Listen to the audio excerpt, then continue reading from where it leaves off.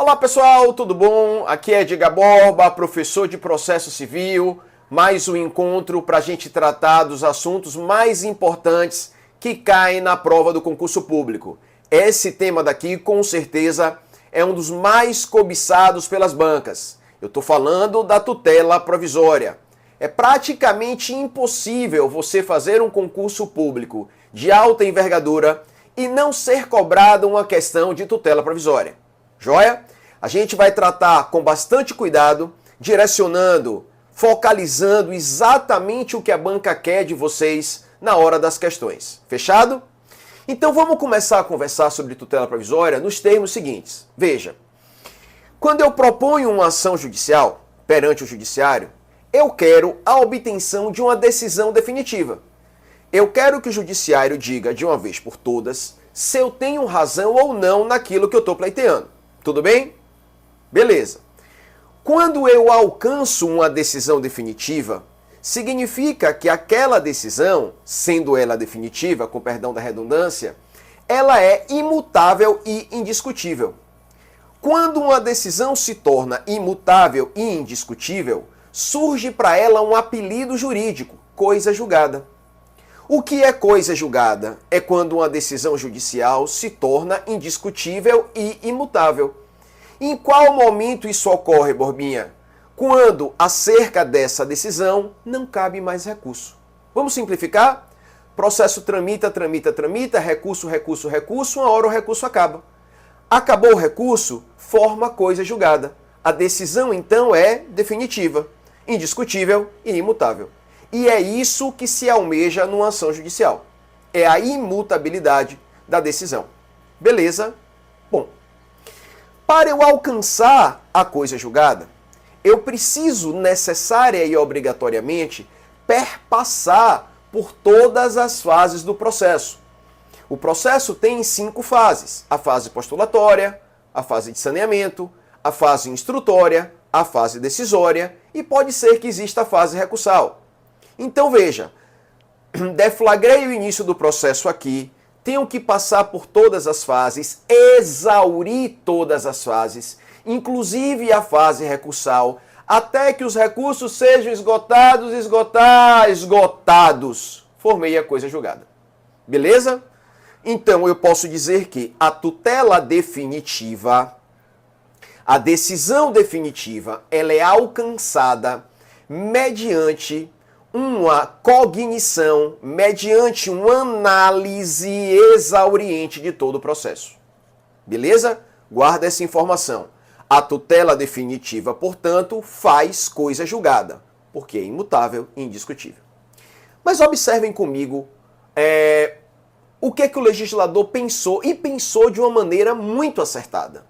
Andou muito bem quando ele identificou o seguinte: nem sempre por conta da morosidade estrutural do judiciário, nem sempre por conta de várias fases que o processo tem para que se respeite o contraditório, para que se respeite a ampla defesa e o devido processo legal, nem sempre é possível tutelar o direito do autor em razão desse lapso temporal.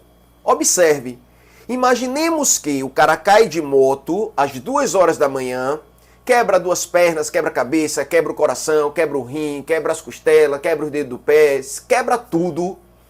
E ele precisa propor uma ação contra o plano de saúde. Veja, se ele ajuizasse a ação e tivesse que aguardar o respectivo trânsito em julgado para que o procedimento cirúrgico fosse realizado, seguramente, na data de formação da coisa julgada, a gente estaria celebrando a missa de 15 anos dele de morto. Beleza? Não tem jeito. A morosidade e o próprio processo fariam com que se perecesse o direito do autor no curso do processo. Aí vem o legislador e diz: não, eu entendo isso e eu vou trazer algo mais razoável. O que é que ele faz? Ele permite a concessão da chamada tutela provisória. E a tutela provisória, como o próprio nome diz, ela é provisória, ela não é definitiva. A tutela definitiva é definitiva, portanto, ela faz coisa julgada. A tutela provisória, por sua vez, sendo ela provisória, ela pode ser modificada a qualquer tempo. Se a tutela provisória é provisória e pode ser modificada a qualquer tempo, ela não faz coisa julgada.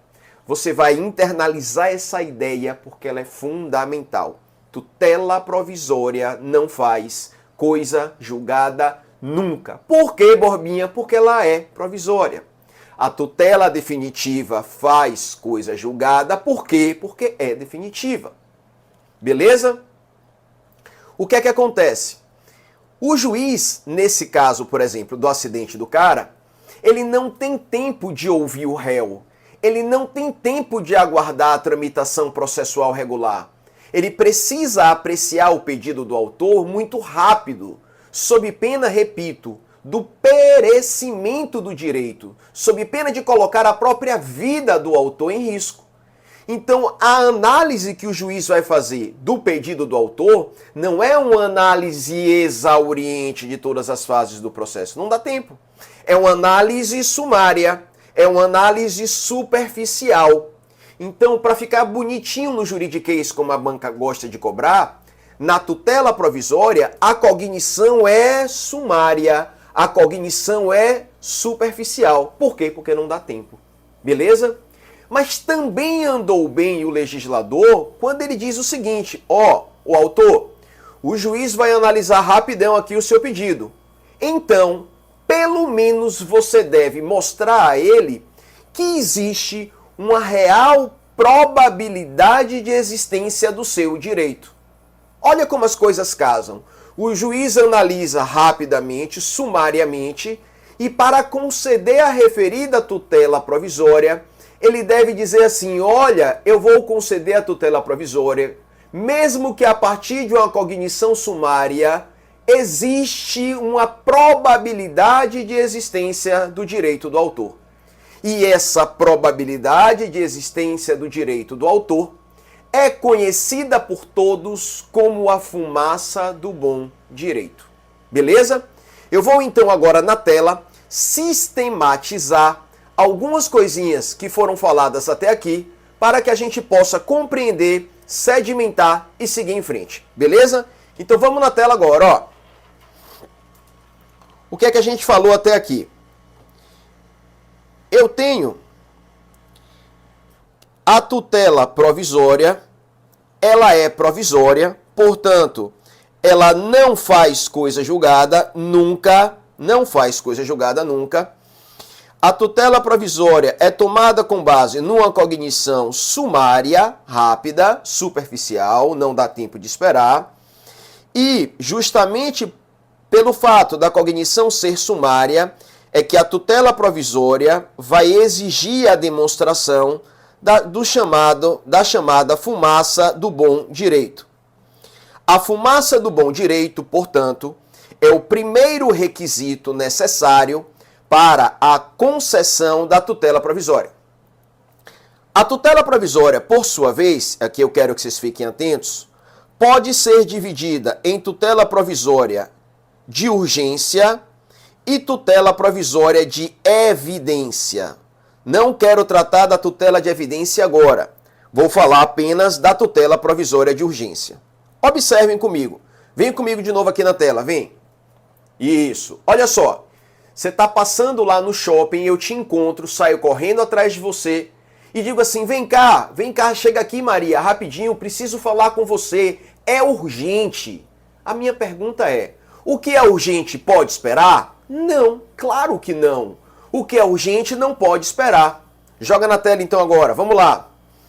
Para eu conceder uma tutela provisória de urgência, o requisito que eu devo demonstrar é o perigo da demora. Eu devo demonstrar o perigo da demora justamente porque o que é urgente não pode esperar. Então, quando cai na prova de vocês, cai assim, para o juiz conceder uma tutela provisória de urgência, eu preciso satisfazer fumaça do bom direito e perigo da demora. Agora vejam também na tela. Borbinha, eu preciso da demonstração do perigo da demora na tutela de evidência? Não. Por que não? Eu só preciso do perigo da demora para o que é urgente, porque somente o que é urgente não pode esperar.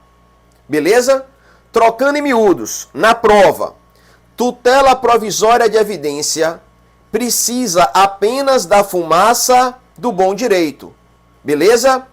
Tutela provisória de urgência precisa da fumaça do bom direito e do perigo da demora. Joia? Cuidado com essa pegadinha aqui. Normalmente, ou melhor, algumas questões vêm assim. Seja tutela de evidência, seja tutela de urgência, sempre se exige fumaça do bom direito e perigo da demora. Falso.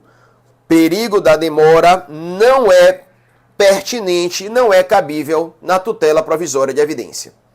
Beleza? Então veja aqui agora comigo, ó, na tela ainda.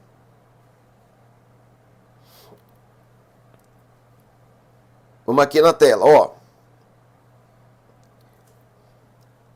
Isso é questão para gabaritar, tá? Tema para gabaritar. A tutela provisória, como a gente viu, ela deve demonstrar, primeiro requisito para qualquer tutela provisória, fumaça do bom direito, por conta da análise superficial que o juiz vai fazer. E a tutela provisória de urgência, ela vai exigir também a demonstração do perigo da demora, o que é urgente e não pode esperar. Beleza.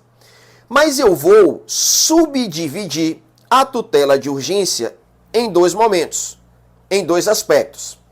A tutela provisória de urgência pode ser tutela provisória de urgência cautelar ou pode ser tutela provisória de urgência satisfativa.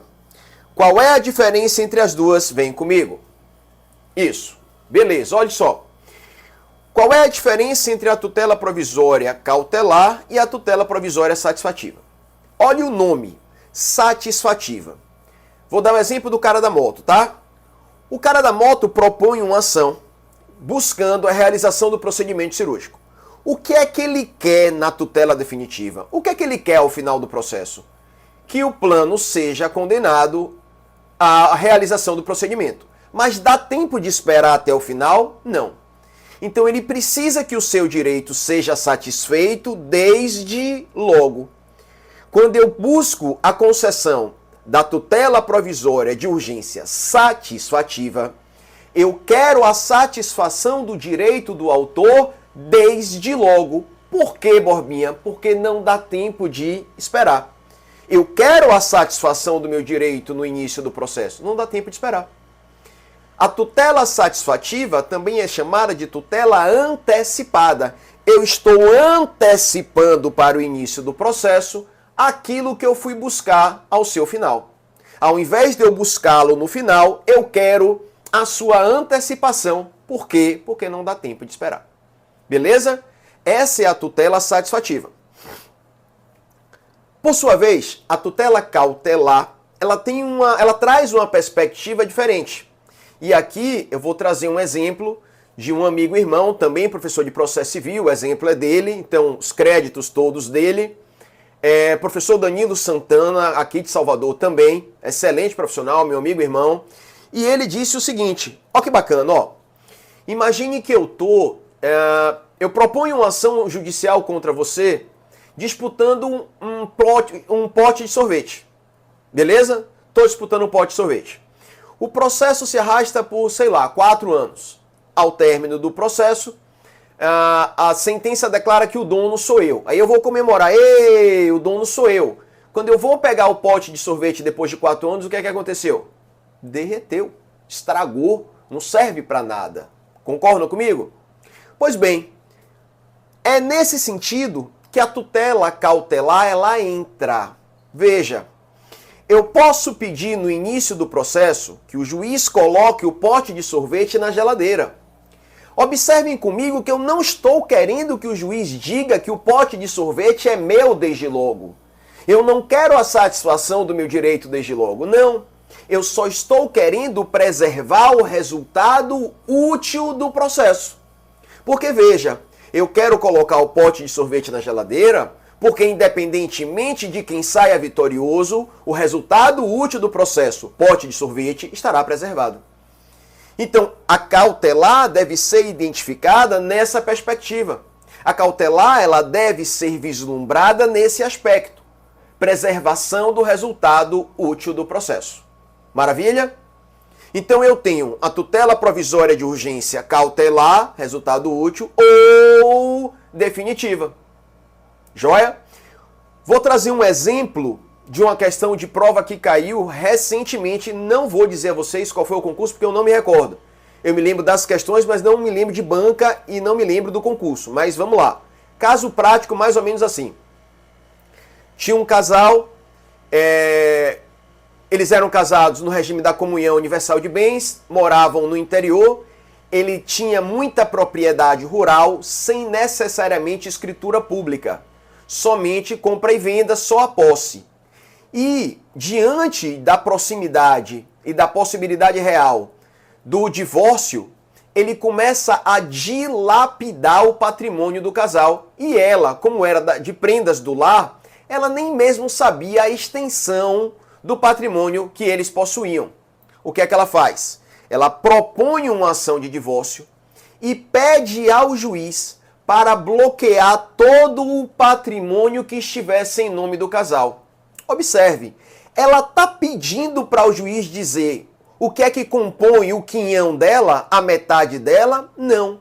Ela só está buscando preservar o resultado útil do processo, no que tange à partilha de bens. Logo, a questão pergunta: qual foi a medida processual tomada pela autora? Ela buscou a concessão de uma tutela provisória de urgência cautelar. Joia? Ela está acautelando o seu direito, preservando o resultado útil do processo. Então se liga nisso daí. Maravilha? Se liga agora, ó. Vamos na tela, rapidinho. Pronto. Chegamos aqui, ó. Para conceder uma tutela provisória de urgência, é necessário a fumaça do bom direito e o perigo da demora. Tem um requisito que é específico da tutela satisfativa. Específico. Qual é esse requisito específico? Não pode haver risco de irreversibilidade. Não pode haver risco de irreversibilidade. Pô, Borbinha, pegou pesado agora, explica pra gente, vem comigo. Aí, garoto, vamos que embora. Vamos que embora, vamos que embora. Olha só. Imagine que você é minha vizinha. Eu tenho uma casa, você tem um terreno, minha vizinha. Maravilha. Eu viajo, levo 3 meses fora. Quando eu retorno, você, minha vizinha, constrói um prédio do lado da minha casa, assim, todo torto. Todo torto. Exatamente direcionado para a janela do meu quarto. Quando eu chego e vejo aquilo, eu falei, pô, bicho, isso vai cair na minha cabeça. Não tem por onde correr, chamo você e digo, pô, o que foi que fez aqui? Relaxe, Borbinha, de boaça, não vai cair não, relaxe. Eu disse, relaxa uma zorra, claro que eu não vou esperar. Vou para o Poder Judiciário e busco, dá tempo de aguardar o desfecho do processo? Dá tempo de aguardar o trânsito em julgado da decisão? Claro que não, essa zorra vai cair em cima de mim. Eu peço então a concessão de uma tutela provisória de urgência satisfativa. Mande demolir isso aí. Beleza. O juizão olhou, viu que efetivamente eu satisfazia fumaça do bom direito, existia uma probabilidade grande daquilo cair. O perigo da demora, podia ser que durante o trâmite processual aquilo desabasse na minha cabeça e eu morresse. E ele concede a tutela satisfativa que eu fui requerer. Massa. Quando a contestação é apresentada pós-demolição, e é possível, a gente chama isso de contestação postergada, a minha vizinha, ela demonstra que a construção tinha sido elaborada com base em todas as normas de construção civil do mundo. As mais rigorosas normas da construção civil foram efetivamente verificadas e que não havia chance alguma, sob qualquer hipótese, daquilo cair. Ela simplesmente, meio haribou, disse que queria um prédio torto. A minha pergunta é, o que é que Borbinha vai fazer? Vai catar tijolinho por tijolinho e botar no lugar? Claro que não. Onde é que eu quero chegar com isso? Eu quero demonstrar para vocês que, se houver risco da decisão satisfativa se tornar irreversível, o juiz não pode conceder. Se não ele concede, não tem como reverter, o processo acaba. Por isso que não pode ter possibilidade de irreversibilidade. Borbinha, então me dê um exemplo em que a decisão pode ser revertida. Dou, sem problema, vamos comigo. Ajuiza uma ação contra a Claro, dizendo ao juiz que a Claro colocou meu nome indevidamente no SPC. Meu nome está lá no SPC. Aí o juiz olha e fala, não, realmente, parece que ele nunca teve conta com a Claro, manda retirar. Concede a minha tutela provisória e manda retirar. Quando a Claro vem, a Claro demonstra que eu tinha contrato e que eu estava devendo. A tutela provisória satisfativa pode ser revertida? Pode. Pode reinserir meu nome em órgão de proteção ao crédito? Pode. Então, se houver a possibilidade de reversão, concede. Se não houver possibilidade de reversão, não concede. Beleza? É aqui também... eu tô assim, porque aqui na Bahia é o seguinte, como a gente vive no calor absurdo, quando bate 24 graus já é frio, já é mudança de temperatura. E aí quem tem rinite sofre um bocado. Mas vamos lá, estamos aqui para trabalhar, vamos firme. Vamos que vamos. Observe comigo. Aliás, gente, deixa eu fazer um parênteses rapidinho. Quem não conhece a Bahia não pode permanecer nesse estado. Todo mundo merece esse presente de Deus, que é conhecer essa terra linda e maravilhosa que eu tanto amo. Então, por todos os lugares que eu passo, eu sempre renovo o convite a vocês para conhecerem a Bahia e eu tenho certeza que serão acolhidos e recebidos de braços abertos com todo o carinho e todo o amor do mundo. Hashtag visite a Bahia. Valeu? Sou baiano raiz, adoro a minha terra. Olha só, vou dar um exemplo. Você fala assim, pô, Borbinha, parece sacanagem. O juiz vai conceder uma tutela provisória satisfativa sem ouvir o réu? Pô, e o réu só se lasca nessa história? Mais ou menos. O legislador ele foi muito salutar, ele foi muito inteligente quando ele balanceou essa discussão. O que é que ele fez? Ele disse assim, ó, o autor, você quer uma tutela satisfativa, não é? Quero. Você não consegue aguardar até o final do processo, não é isso? É. E é necessário que isso seja feito sem ouvir o réu, não é isso? Isso. Então tudo bem. Com base no que a legislação estabelece, o juiz pode exigir para o autor a fixação de uma caução. O que é caução? Caução nada mais é do que uma garantia. É como se o juiz dissesse assim ao autor, ó, eu vou conceder a tutela provisória sem ouvir o réu, mas você vai garantir o juízo, você vai caucionar o juízo, você vai deixar uma grana aqui, você vai deixar um imóvel aqui, você vai deixar um carro aqui, você vai deixar um patrimônio aqui. Por quê, Borbinha? Porque se essa decisão causar algum prejuízo à parte contrária, essa caução já serve para indenizar o réu. Pô, pelo menos a gente precisa blindar o réu de alguma forma. Imagine se houver a concessão indiscriminada de tutela provisória, o réu pode reverter isso depois e ficar no prejuízo. Joia? Então a ideia é, existe a possibilidade do juiz fixar uma caução para a concessão da tutela provisória. Isso cai em prova. Pode fixar a caução? Pode. Mas o que é que a banca vai cobrar? Olha só comigo aqui. O juiz pode fixar a caução, mas o juiz também pode liberar a caução. O juiz pode dispensar a caução. Se liga aqui agora, ó. Quando a parte for hipossuficiente economicamente, quando a parte tiver quebrada de grana, quando a parte não tiver dinheiro, hipossuficiência econômica. Por que eu estou batendo nessa tecla? Para mostrar para vocês o seguinte, olhe que questão ardilosa, olha que questão capciosa, e muita gente na época caiu nessa pegadinha. Ó, a banca disse assim, ó, caberá a dispensa da caução na tutela provisória se a parte for idosa. Desculpem os idosos, mas não é assim que funciona. Mas a gente se sensibiliza com os idosos e diz, libera a caução. Não! A lei apenas fala dos hipossuficientes economicamente. Se for idoso e hipossuficiente, tudo bem. Se for um nascituro hipossuficiente, tudo bem. Se for um maior de idade hipossuficiente, tudo bem. Ou seja, o que a gente vai levar em conta na questão é a ideia da hipossuficiência financeira, econômica. Cuidado, porque eu também já vi, sendo menores incapazes, na condição de incapazes, estarão dispensados da caução, não hipossuficiência econômica. Beleza?